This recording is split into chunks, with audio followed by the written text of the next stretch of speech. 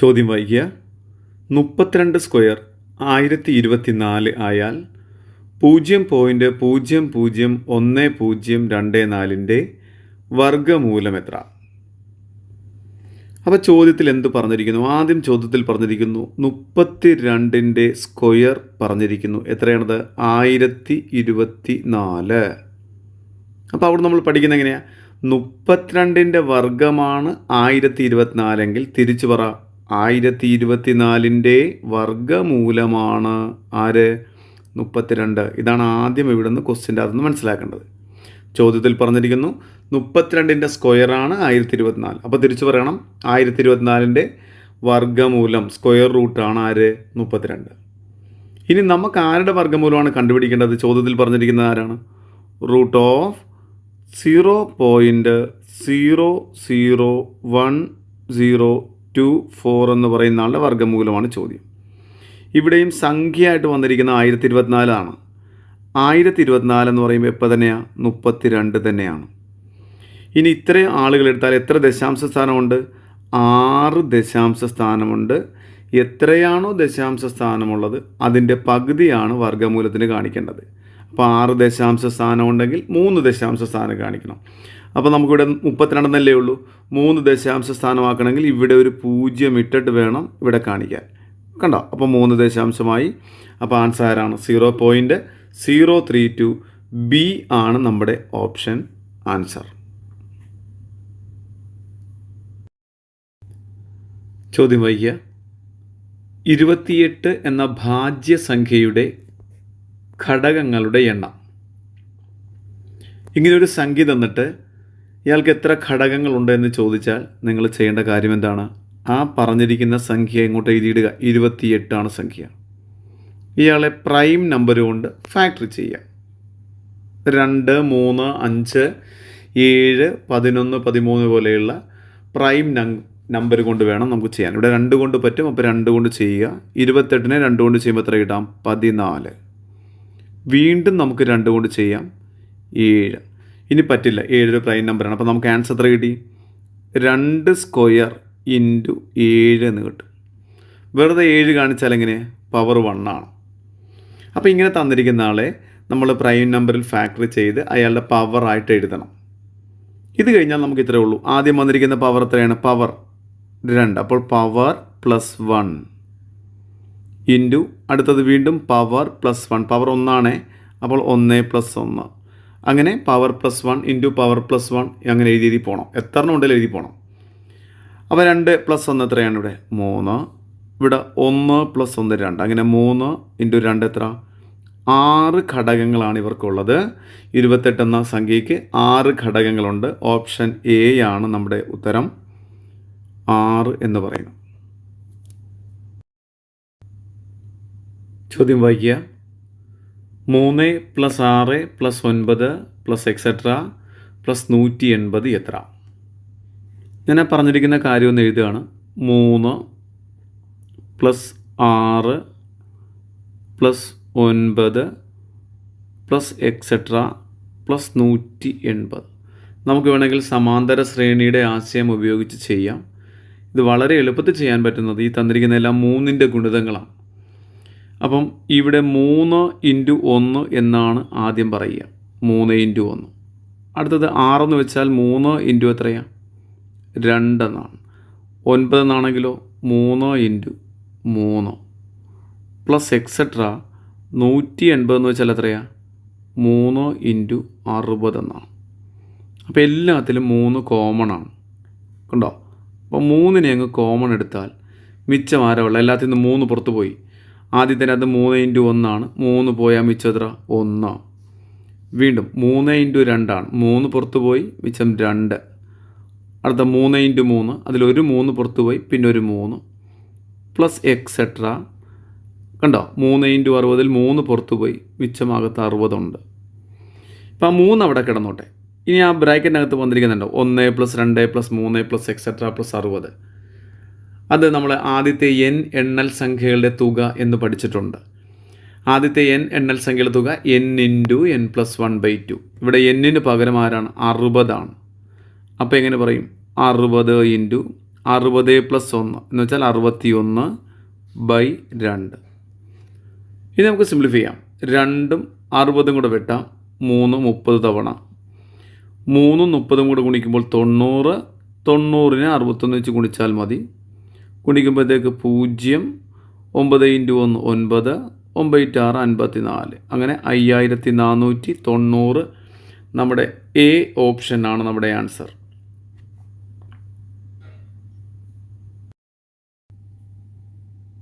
ചോദ്യം വായിക്കുക. 3 × 10 + 5 × 1 + 8/10 + 3/1000. അപ്പോൾ നമുക്കവിടെ ചോദ്യം ഞാൻ ആദ്യം ഒന്ന് എഴുതുകയാണ്. ഇങ്ങനെയാണ് ചോദ്യം. 3 × 10 + 5 × 1 + 8/10 + 3/1000. 8/10 എന്നാണ്. ഇങ്ങനെയാണ് ചോദ്യം. നമുക്ക് ഓരോരുത്തരും കണ്ടുപിടിക്കുക. ഈ 3 × 10 എത്രയാണ്? 30 എന്നാണ്. 5 × 1 എത്രയാണ്? 5. 8/10 എന്ന് വെച്ചാൽ താഴെ ഒരു 0 അഥവാ 10 കൊണ്ട് ഹരിക്കുമ്പോൾ ഒരു സ്ഥാനം മാറി കുത്തിടുകയാണ്. അപ്പോൾ 0.8 എന്നാണ് അതിൻ്റെ അർത്ഥം.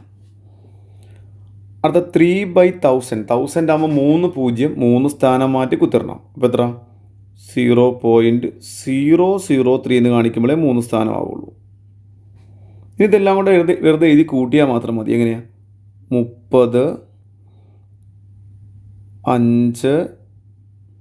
അടുത്തത് 0.8 അപ്പോൾ 0.8.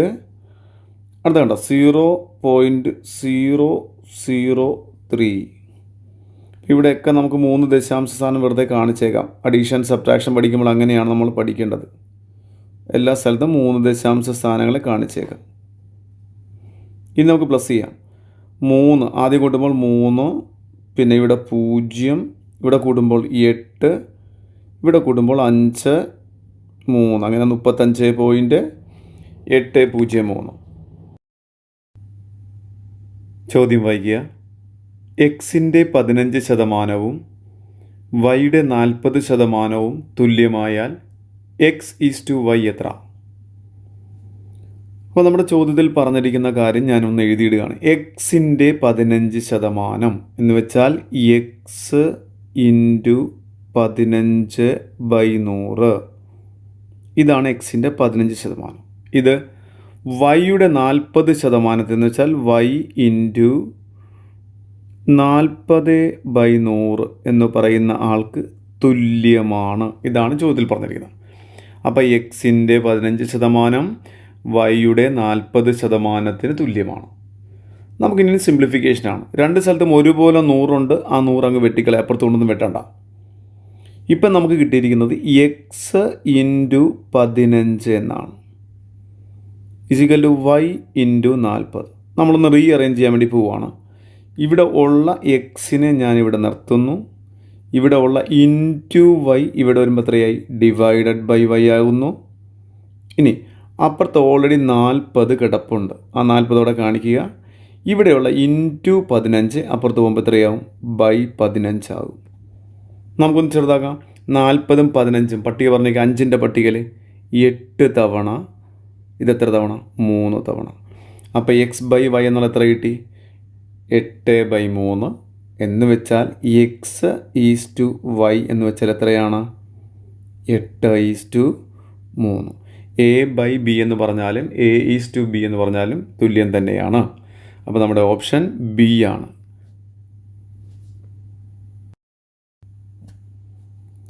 ചോദ്യം വായിക്കുക. ഒരു തീവണ്ടിയുടെ ശരാശരി വേഗത 90 km/മണിക്കൂർ എങ്കിൽ ആ തീവണ്ടി 15 മിനിറ്റ് കൊണ്ട് സഞ്ചരിക്കുന്ന ദൂരം എന്ത്? ഇവിടെ 2 കാര്യം പറഞ്ഞിട്ടുണ്ട്. ആദ്യം വേഗത പറഞ്ഞിട്ടുണ്ട്. സ്പീഡ് എന്ന് പറയുന്ന ആൾ എത്രയാണ്? 90 km/മണിക്കൂർ എന്നാണ്. ഇനി എന്താണ്? സമയം, ടൈം പറഞ്ഞിട്ടുണ്ട്. 15 മിനിറ്റ് എന്നാണ്. 15 മിനിറ്റ് എന്ന് പറഞ്ഞാൽ നമുക്കറിയാം ഇവിടെ മണിക്കൂറിൽ പറഞ്ഞിരിക്കുന്നതുകൊണ്ട് ഇയാളെ മണിക്കൂറിൽ പറയണം. 15 മിനിറ്റ് എന്ന് വെച്ചാൽ 1/4 മണിക്കൂറല്ലേ, അങ്ങനെ പറഞ്ഞാൽ മതി. 1/4 അഥവാ 15/60 എന്ന് കാണിച്ചാലും തെറ്റില്ല.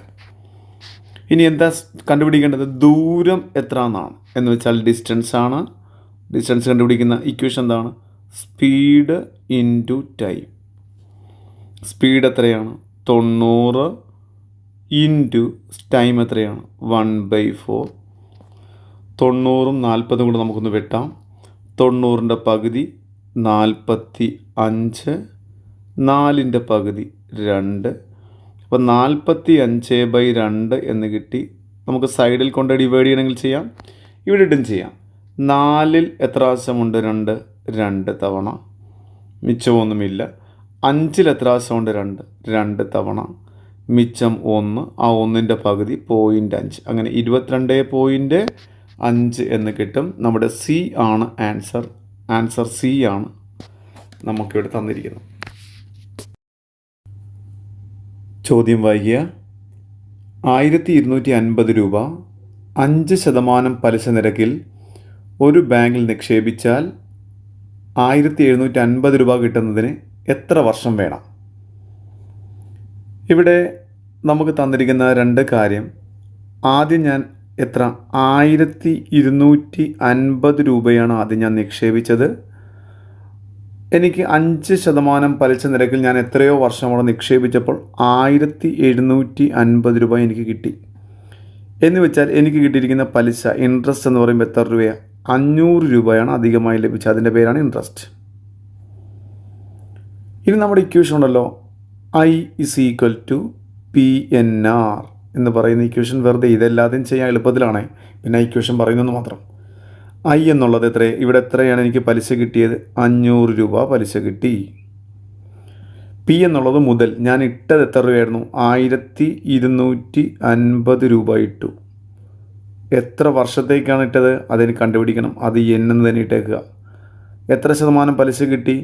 6 എന്നുള്ള റേറ്റ്. അപ്പോൾ 5% എന്ന് വെച്ചാൽ 5/100. അപ്പോൾ എനിക്കിവിടെ N എന്ന് പറയുന്ന ആളെ മാത്രം നിർത്തണം, ബാക്കിയുള്ള ആളുകളെയൊക്കെ അപ്പുറത്ത് കൊണ്ടുപോകണം. അതിനായിട്ട് ചെയ്യുന്ന പരിപാടി, ഇവിടെ 500 ഉണ്ട്, ഇവിടുത്തെ ഡിനോമിനേറ്റർ കിടക്കുന്ന 100 ഇങ്ങോട്ട് വരുമ്പോൾ ഇൻറ്റു 100 ആകും. ഇനി ഇവിടെ മുകളിലുള്ള 2 ആളുകളുണ്ട്, അയാൾ ഇവിടെ വരുമ്പോൾ താഴെയാകണം. എത്ര? 1250 ഇൻറ്റു 5. നമുക്ക് വെട്ടാം. ഇവിടെ 5, 500, 100 തവണ 0, 0 വെട്ടി. ഇനി 5ൻ്റെ പട്ടികയിൽ 25ൻ്റെ പട്ടികയിൽ ഞാൻ വെട്ടുക. ഇവിടെ 4 തവണ വെട്ടാം, ഇവിടെ 5 തവണ വെട്ടാം. 5ഉം 10ഉം കൂടെ 2 തവണ വെട്ടാം. അങ്ങനെ 4 × 2 എത്ര വർഷം? 8 വർഷം കൊണ്ടാണ് ഇതെന്താകുന്നത്?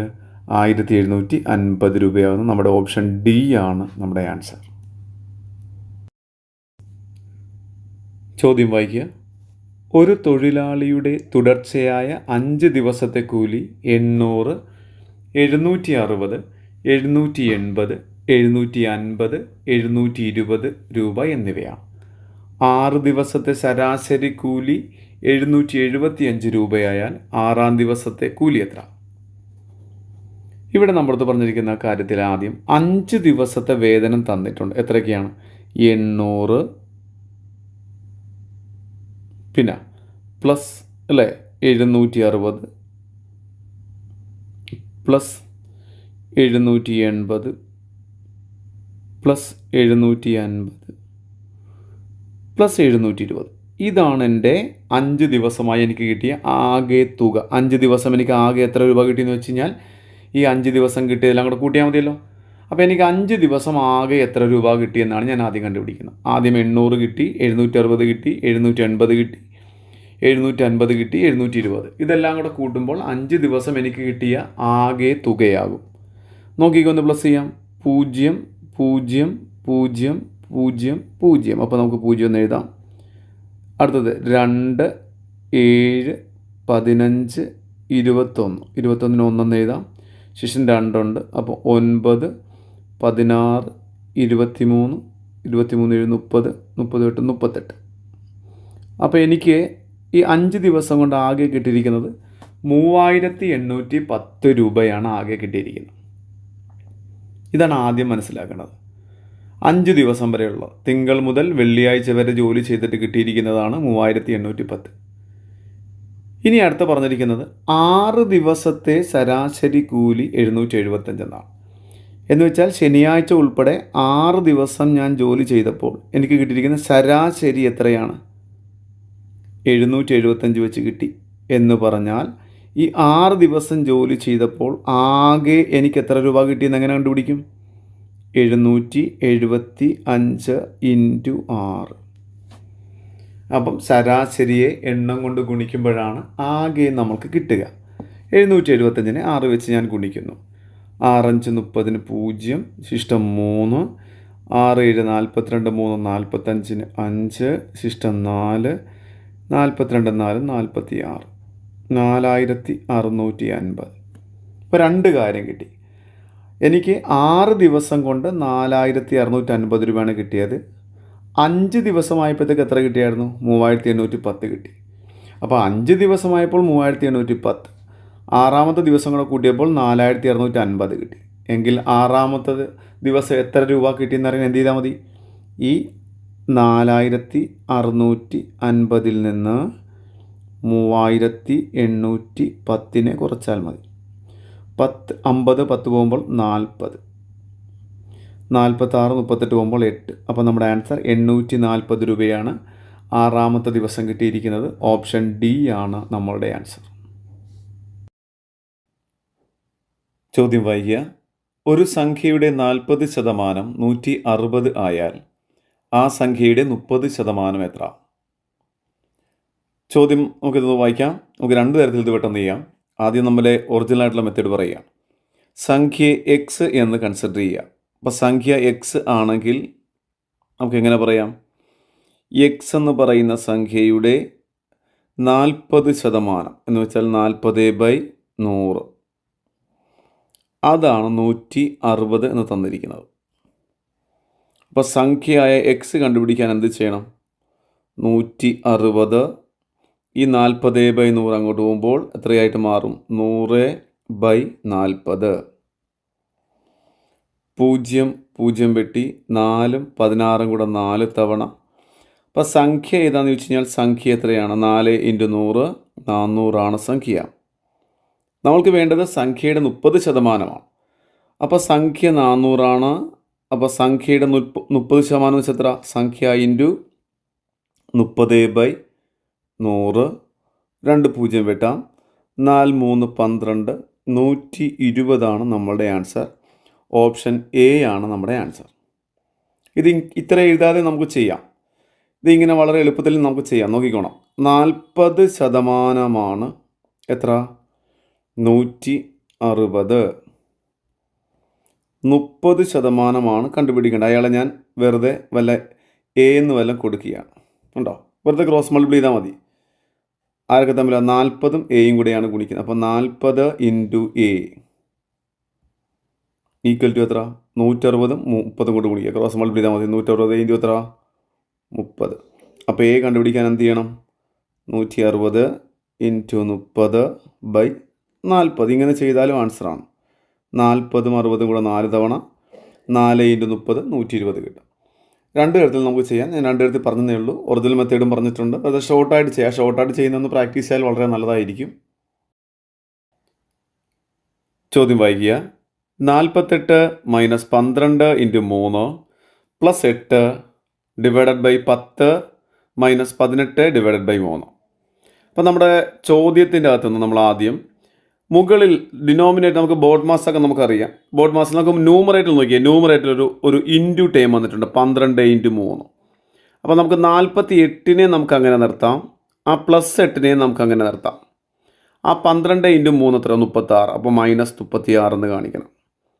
അതുപോലെ ഡിവൈഡഡ് ബൈ ഡിനോമിനേറ്ററിൽ 18/3 എന്ന് വന്നിട്ടുണ്ട്. അപ്പോൾ നമുക്ക് ആ 10 അങ്ങനെ നിർത്താം, മൈനസ് അങ്ങനെ നിർത്താം. 18നെ 3 കൊണ്ട് ഡിവൈഡ് എത്ര കിട്ടാം? 6 എന്ന് കിട്ടാം. അപ്പോൾ ഒന്നുകൂടെ ന്യൂമറേറ്ററിൽ നമുക്ക് ബോർഡ് മാസ് അനുസരിച്ച് ആദ്യം ഡിവിഷനാണ്, പിന്നെ നമുക്ക് മൾട്ടിപ്ലിക്കേഷനാണ്, പിന്നെ നമുക്ക് അഡീഷൻ സബ്ട്രാക്ഷൻ. അപ്പോൾ ന്യൂമറേറ്ററിൽ ഒരു 12 × 3 വന്നിട്ടുണ്ട്. അത് ഞാൻ ആദ്യം ചെയ്തു, ബാക്കിയെല്ലാം അതുപോലെ തന്നെ എഴുതി. ഡിനോമിനേറ്ററിൽ ഒരു 18/3 വന്നിട്ടുണ്ട്, അതിനെ ഞാൻ ചെയ്തു, ബാക്കിയെല്ലാം അതുപോലെ എഴുതി. ഇനി കൂട്ടലും കുറക്കലും മാത്രമാണ്. ഇവിടെ വേണമെങ്കിൽ നമുക്ക് അഡീഷൻ കഴിഞ്ഞ് സബ്ട്രാക്ഷൻ ചെയ്യാം, എന്ത് വേണമെങ്കിലും ചെയ്യാം. നമുക്കിവിടെ 48ഉം 8ഉം കൂടെ കൂട്ടാം. 48 8 എത്ര? 56. 56 6 കുറക്കണം, 36 കുറക്കണം. താഴെ 10 6 പോയി എത്ര കിട്ടും? 4 കിട്ടും. 56 36 പോയി എത്ര കിട്ടാം? 56 - 36 എത്രയാണ്? 20. 20ന് എത്ര വെച്ച് ഡിവൈഡ് ചെയ്യണം? 4 വെച്ച് ഡിവൈഡ് ചെയ്യണം. അപ്പോൾ നമുക്ക് ആൻസർ എത്ര കിട്ടാം? 5 എന്ന ആൻസർ കിട്ടാം. ഓപ്ഷൻ ബി ആണ് നമ്മുടെ ആൻസർ, 5. ചോദ്യം വായിക്കുക. കൂട്ടത്തിൽ പെടാത്തത് ഏത്? ഓപ്ഷൻ ഞാൻ ഒന്നുകൂടെ എഴുതുകയാണ്, അപ്പോൾ നിങ്ങൾക്ക് അതിൻ്റെ ആൻസർ മനസ്സിലാക്കിക്കോളൂ. ആദ്യത്തെ ഓപ്ഷൻ 16/10. രണ്ടാമത്തത് 1 3/5 എന്നാണ്. പിന്നെ 5/8, പിന്നെ 8/5. അപ്പോൾ നമുക്ക് ഈ ആളുകളെയൊക്കെ ഇയാൾ മാത്രമാണ് മിക്സഡ് ഫ്രാക്ഷൻ. അയാളൊന്ന് ഫ്രാക്ഷൻ ആക്കി കഴിയുമ്പോൾ ആൻസറായി. അപ്പോൾ ആദ്യത്തെ ആൾ 16/10 തന്നെയാണ്. ഇയാളെങ്ങനെ? 5 × 1 5, 5 + 3 അല്ലേ, 8/5 തന്നെയാണ് വീണ്ടും അത്. ഇവിടെ ആരാണ്? 5/8 ആണ്. വീണ്ടും എത്ര? 8/5. ഇവിടെ ഇതെല്ലാം ഈ 16/10 അല്ലേ ഇംപ്രോപ്പറാണ്. 8/5 ഇംപ്രോപ്പറാണ്. 8/5 ഇംപ്രോപ്പറാണ്. 5/8 മാത്രം എന്താണ്? പ്രോപ്പറാണ്. എന്ന് വെച്ചാൽ 16/10, 8/5, 8/5 ഈ 3 ആളുകളും സാധാ ഭിന്നമല്ല, അത് വിഷമ ഭിന്നമാണ്. കാര്യം എന്താണ്? ന്യൂമറേറ്റർ വലുതാണ്. ആ 3 ആളുകളിലും ന്യൂമറേറ്റർ വലുതാണ്, അതുകൊണ്ട് അയാൾ വിഷമ ഭിന്നമാണ്, ഇംപ്രോപ്പറാണ്. 5/8 മാത്രം നോക്കുക, 5/8 മാത്രം നോക്കുക. അയാൾ എന്താണ്? അയാളുടെ ന്യൂമറേറ്റർ ചെറുതാണ്, അത് സാധാ ഭിന്നമാണ്, പ്രോപ്പർ ഫംഗ്ഷനാണ്. അതുകൊണ്ട് നമ്മുടെ ആൻസർ ആരാണ്? 5/8 എന്നാണ് ആൻസർ. നമ്മുടെ സി ആണ് നമ്മുടെ ആൻസർ. 10 പേർ പരസ്പരം ഹസ്തദാനം നടത്തിയാൽ ആകെ എത്ര ഹസ്തദാനങ്ങൾ? നമ്മൾക്കറിയാം നമ്മളതെങ്ങനെ ചെയ്തിരിക്കുന്നത്. എത്ര പേരാണ്? 10. അപ്പോൾ 10 ഇൻറ്റു അല്ലേ 10 - 1 എത്ര? 9 എത്ര? 2. നമ്മുടെ ഇക്വേഷൻ n × n - 1/2 എന്നാണ് അല്ലേ. അപ്പോൾ 10 ആണ് ആളുകൾ. അപ്പോൾ 10 10 - 1 9/2. 2ഉം 10ഉം കൂടെ വെട്ടി എത്ര പ്രാവശ്യം? 5 തവണ. അങ്ങനെ 9 × 5 എത്ര? 45 ഹസ്തദാനങ്ങളാണ് അവിടെയുള്ളത്. ആൻസർ ബി ആണ് നമ്മുടെ ആൻസർ. നമ്മുടെ ചോദ്യം വായിക്കുക. താഴെ തന്നിരിക്കുന്ന സംഖ്യകൾ അവരോഹണ ക്രമത്തിൽ എഴുതുമ്പോൾ മൂന്നാമതായി വരുന്ന സംഖ്യ ഏത്? അവരോഹണ ക്രമം എന്നാണ് പറഞ്ഞിരിക്കുന്നത്. എന്താണത്? വലുത് മുതൽ ചെറുത് വരെ. ആരോഹണ ക്രമം എന്നാണെങ്കിലോ ചെറുത് മുതൽ വലുത് വരെ. അപ്പോൾ ഇവിടെ അവരോഹണ ക്രമം അഥവാ ഡിസെൻഡിങ് ഓർഡർ എന്നാണ് പറഞ്ഞിരിക്കുന്നത്. അപ്പോൾ ഏറ്റവും വലുത് ആരതിനകത്ത്? 115, 125, 105, 145, 118, 121. അപ്പോൾ ഏറ്റവും വലുത് 145 ആണ്. അപ്പോൾ ആദ്യം അയാളെ കാണിക്കുക. 145 ആണ്. അപ്പോൾ അയാൾ നമ്മൾ കാണിച്ചു. ഇനി അത് മിച്ചമുള്ളത് വലുതാരാണ്? 125 അല്ലേ ഇനിയുള്ളതിൽ വലുത്? 125 ആണ് ഇനി വലുത്. അത് കഴിഞ്ഞാൽ പിന്നെ ആരാ ഉള്ളത്? 121 ആണ് പിന്നെ വലുത്. 121 കഴിഞ്ഞാൽ പിന്നെ ഉള്ളത് ആരാ? 119 ആണ്. 119 കഴിഞ്ഞാൽ പിന്നെ ആരാ? 118 ആണ്. 118 കഴിഞ്ഞാൽ പിന്നെ ആരാണ്? 115 ആണ്. 115 കഴിഞ്ഞാൽ പിന്നെ ആരാണ്? 105 ആണ്. നോക്കിക്കേ, എല്ലാവരും നമ്മൾ ഓർഡറിൽ എഴുതി അല്ലേ. അപ്പം ഏറ്റവും വലുത് 145, പിന്നെ 125, പിന്നെ 121, പിന്നെ 119, പിന്നെ 118, പിന്നെ 115, 105. എന്നിട്ട് ചോദിച്ചിരിക്കുന്നത് മൂന്നാമതായിട്ട് വരുന്നത് ആരാണ്? നോക്കി, 1 2 മൂന്നാമതായിട്ട് വന്നിരിക്കുന്ന ആരാണ്? 121 ആണ് നമ്മുടെ ആൻസർ. അപ്പോൾ സി ആണ് നമ്മുടെ ആൻസർ. ചോദ്യം വായിക്കുക. ഒറ്റയാനെ കണ്ടെത്തുക. ഇവിടെ പറഞ്ഞിരിക്കുന്ന സംഖ്യകൾക്ക് തമ്മിലൊരു റിലേഷൻ ഉണ്ട്. അതാണ് ഒറ്റയാനെ കണ്ടെത്തുക എന്ന് പറഞ്ഞവർ തന്നിരിക്കുന്നത്. ആദ്യം പറഞ്ഞിരിക്കുന്നത് 8:33 ആണ്. പിന്നെ 12:37 ആണ്. 7:22 15:46. ഇവിടെയൊക്കെ ഇത് 12 37 എന്നുള്ളത് എങ്ങനെയാണെന്ന് നോക്കി. ആ ആദ്യമുള്ള 12 എന്ന് പറയുന്ന സംഖ്യയെ 3 കൊണ്ട് ഗുണിച്ചിട്ട് 1 കൂട്ടിയപ്പോഴാണ് രണ്ടാമത്തെ സംഖ്യയെ 37 കിട്ടിയിരിക്കുന്നത്. അതുപോലെ ഇവിടെയും 7 എന്ന് പറയുന്ന സംഖ്യയെ 3 കൊണ്ട് ഗുണിച്ചിട്ട് 1 കൂട്ടിയപ്പോഴാണ് തൊട്ടടുത്തുള്ള 22 കിട്ടിയിരിക്കുന്നത്. ഇവിടെയും അങ്ങനെയൊക്കെ തന്നെ 15 എന്ന് പറയുന്ന സംഖ്യയെ 3 കൊണ്ട് ഗുണിക്കുമ്പോൾ 45 ആവും. ഒന്നുകൂടെ കൂട്ടിയപ്പോഴാണ് 46 വന്നിരിക്കുന്നത്. അപ്പോൾ ഇവിടെയൊക്കെ ആദ്യ സംഖ്യകളെ ഈ പറഞ്ഞിരിക്കുന്ന 3 അംശബന്ധത്തിലും ആദ്യ സംഖ്യകളെ 3 കൊണ്ട് ഗുണിച്ച് 1 കൂട്ടിയപ്പോഴാണ് രണ്ടാമത്തെ സംഖ്യ കിട്ടിയിരിക്കുന്നത്. പക്ഷേ ഇവിടെ അങ്ങനെയല്ല. 8 എന്ന് പറയുന്ന സംഖ്യയെ 4 കൊണ്ട് ഗുണിച്ചു. 4 32, എന്നിട്ട് 1 കൂട്ടിയിട്ടാണ് 33 വന്നിരിക്കുന്നത്. അപ്പോൾ ഇതിനകത്ത് ഒറ്റയാനായിട്ട് നിൽക്കുന്ന ആരാണ്? നമ്മുടെ ഒന്നാമത്തെ അംശബന്ധമായ 8:33 ആണ്. ചോദ്യം വായിക്കുക. അജയന് വിജയനേക്കാൾ 10 വയസ്സ് കൂടുതലാണ്. അടുത്ത വർഷം അജയൻ്റെ പ്രായം വിജയൻ്റെ പ്രായത്തിൻ്റെ ഇരട്ടിയാകും. എങ്കിൽ വിജയൻ്റെ വയസ്സ് എത്ര? ഇവിടെ ചോദ്യം വായിക്കുമ്പോൾ ഇപ്പോഴത്തെ ഒരു കണ്ടീഷൻ പറയുന്ന അജയന് വിജയനേക്കാൾ 10 വയസ്സ് കൂടുതലാണ്. എന്ന് വെച്ചാൽ വിജയൻ എന്ന് പറയുന്ന ആളുടെ വയസ്സ് എത്രയാണോ വിജയനെ ഞാൻ എക്സ് എന്നെടുക്കുന്നു. അപ്പോൾ അജയൻ ആരായിരിക്കണം? ആ വിജയൻ എന്ന് പറയുന്ന ആളെക്കാളും 10 വയസ്സ് കൂടുതലാണ്. വിജയനാണ് ചെറിയ ആൾ, ഇളയാൾ. ഇതാണ് ആദ്യം പറയുന്നത്. അപ്പം വിജയൻ എക്സ് വയസ്സുണ്ടെങ്കിൽ അജയന് x+10. കാര്യം അജയന് വിജയനേക്കാൾ 10 വയസ്സ് കൂടുതലാണ്. ഇപ്പോൾ വിജയൻ്റെ വയസ്സ് എക്സ് ആണ്, അതിനേക്കാൾ 10 കൂടുതലാണ്. ഇനി അടുത്ത വർഷം എന്ന് പറയുമ്പോൾ എന്താണ്? അടുത്ത വർഷം എന്ന് പറയുമ്പോൾ 2 പേർക്കും 1 വയസ്സ് കൂടണം. 1 വർഷം കഴിഞ്ഞു എന്ന് പറഞ്ഞാൽ 2 പേർക്കും 1 വയസ്സ് കൂടണം. അപ്പോൾ വിജയൻ്റെ വയസ്സ് എത്രയായിട്ട് മാറും? 1 വയസ്സ് കൂടുമ്പോൾ x+1 മാറും. അജയൻ്റെ വയസ്സ് എത്രയായിട്ട് മാറും? x+10 ഉണ്ട്. ഒരു ഒന്നുകൂടെ കൂടുമ്പോൾ അത് എത്രയായിട്ട് മാറി? 11 മാറി. ആ സമയത്ത് ഇവരുടെ റിലേഷൻ എങ്ങനെയാണ് പറഞ്ഞിരിക്കുന്നത്? വിജയൻ്റെ വയസ്സിൻ്റെ ഇരട്ടി അല്ലേ? എന്ന് വെച്ചാൽ 2 ഇൻറ്റു വിജയൻ്റെ വയസ്സ് എന്ന് പറയുന്നത് അജയൻ്റെ വയസ്സിന് തുല്യമാണ്. ഇതാണ് ചോദ്യത്തിൽ പറഞ്ഞിരിക്കുന്നത്. ഉണ്ടോ? വിജയൻ്റെ പ്രായത്തിൻ്റെ ഇരട്ടിയാകും എന്നാണ് പറഞ്ഞിരിക്കുന്നത്. എന്നുവെച്ചാൽ വിജയൻ്റെ വയസ്സ് x+1 ആണ് ഈ വർഷം. അപ്പോൾ 2 കൊണ്ട് ഗുണിച്ചപ്പോൾ 2 ഇൻറ്റു x+1 അതാണ് x+11. ഇനി ഇൻറ്റു ഇത് 2 ഇൻറ്റു എക്സ് എന്ന് പറഞ്ഞാൽ എത്രയാണ്? 2 ഇൻറ്റു എക്സ് എത്രയാണ്? 2x.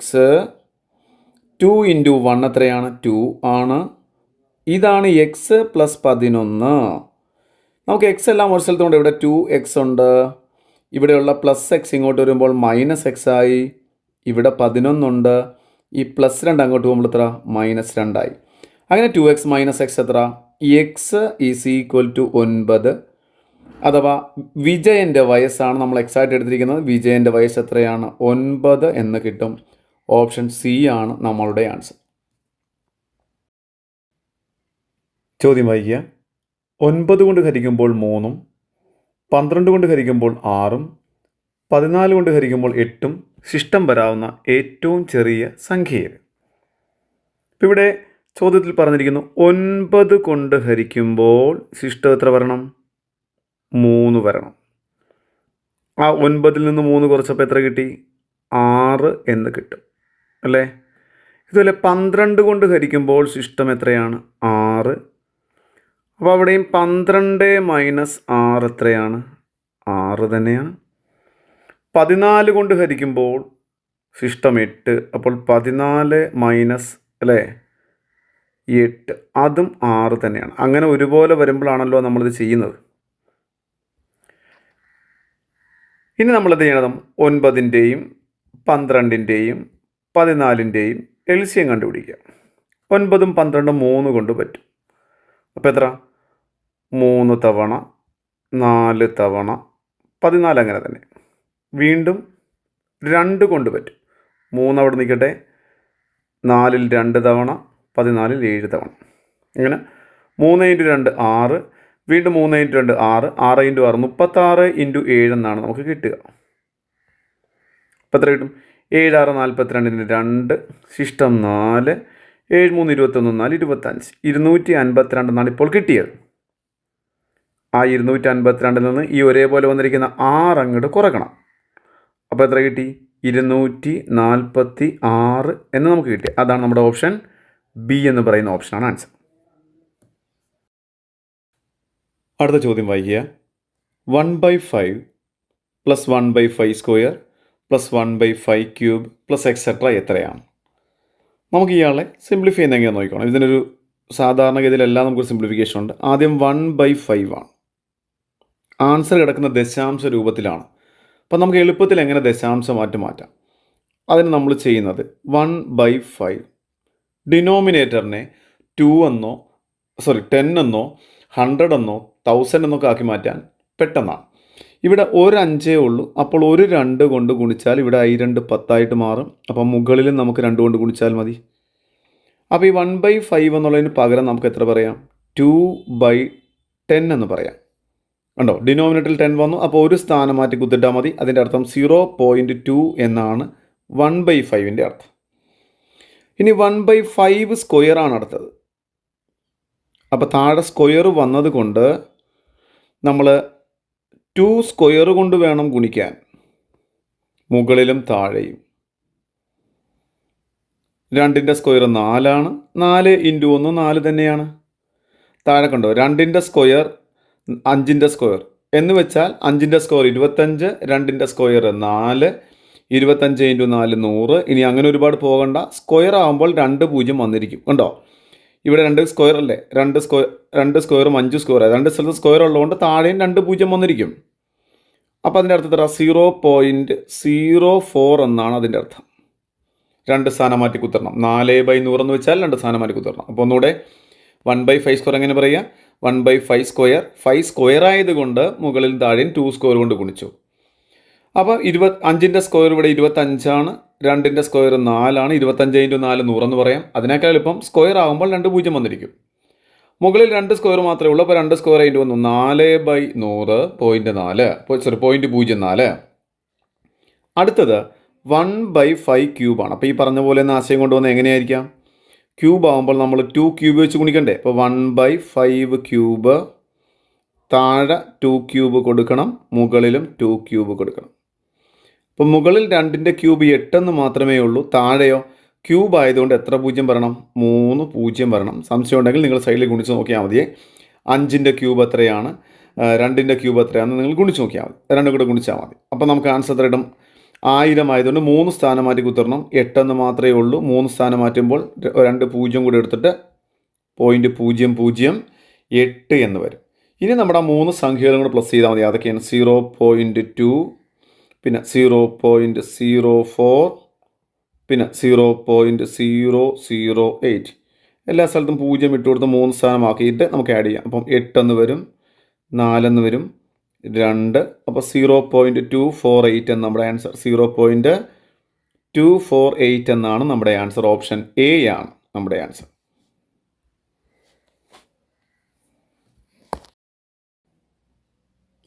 ചോദ്യം വായിക്കുക. 2 ക്യൂബ് × 3 സ്ക്വയർ, 2 സ്ക്വയർ × 3 ക്യൂബ് എന്നീ സംഖ്യകളുടെ ലസാഗു എന്ത്? ഇപ്പോൾ തന്നിരിക്കുന്ന 2 സംഖ്യകൾ ആരൊക്കെയാണ്? ഒന്ന് 2 ക്യൂബ് × 3 സ്ക്വയർ ആണ് ആദ്യത്തെ ആൾ.